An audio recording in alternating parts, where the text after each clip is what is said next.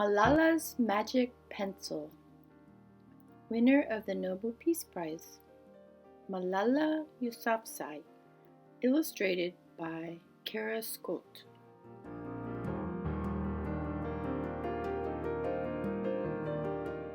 Do you believe in magic?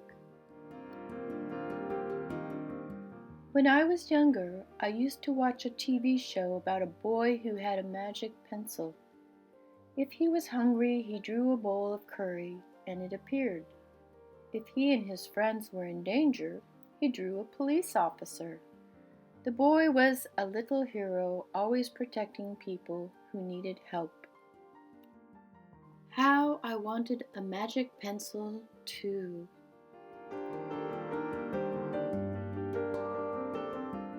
If I had a magic pencil, I would use it to put a lock on my door so my brothers couldn't bother me. Stop time so I could sleep an extra hour every morning.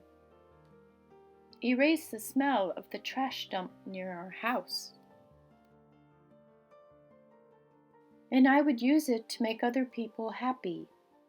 I would draw the most beautiful dresses in the world for my mother, the best buildings in the valley for my father so he could open many schools where children would study for free, a proper ball so my brothers and I no longer had to play with old socks stuffed with rubbish. Every night before I went to bed, I wished for a magic pencil of my own. And every morning I would wake up and check my cupboard, but the magic pencil was never there.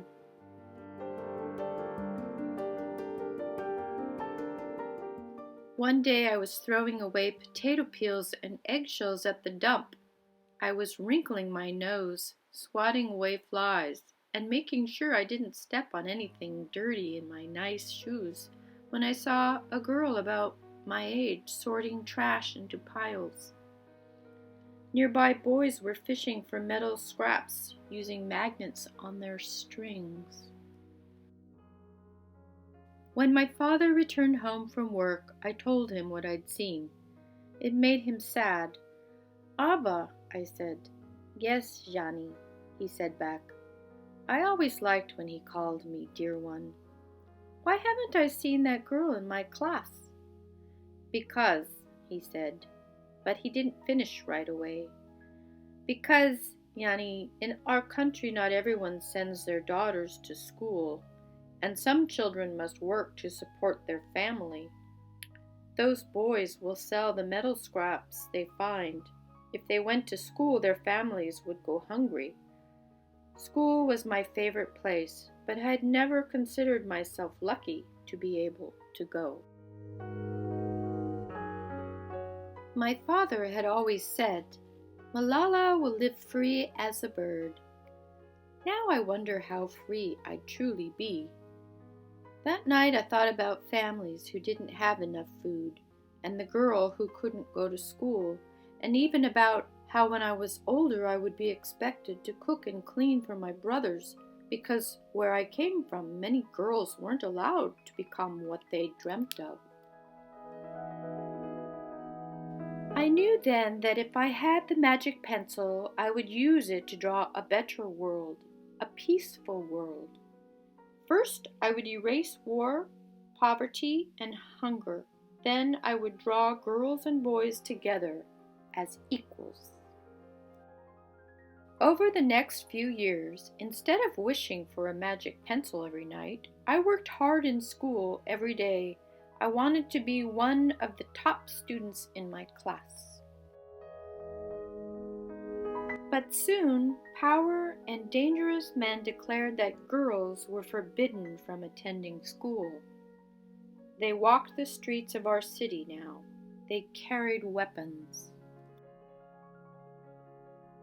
One by one, girls stopped coming to school. "Abba, where are all the students?" "They don't feel safe here anymore, Yanni." How could a few men stop all the girls in our valley from going to school? If more people knew what was happening to us, I thought, they might help. Wishing wasn't enough. Someone needed to speak out. Why not me? I wrote about what it felt like to be scared, to walk to school, and how some of my friends had moved away because of the threat they faced in our city. I wrote about how much I loved school and how proud I was of my uniform. Once I started writing, I didn't stop. I wrote speeches and traveled around my country sharing my story. I even talked to a reporter from a famous international newspaper. People actually wanted to learn about my life. I spoke for all the girls in my valley who couldn't speak for themselves.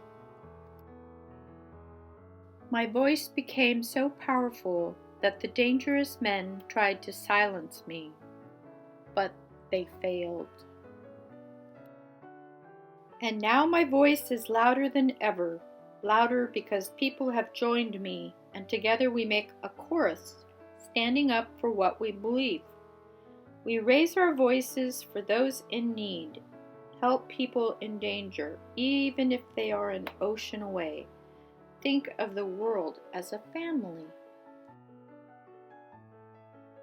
Do you believe in magic? I do. I wrote alone in my room, but people all over the world were reading my story. Millions now know it and help me spread my message of hope.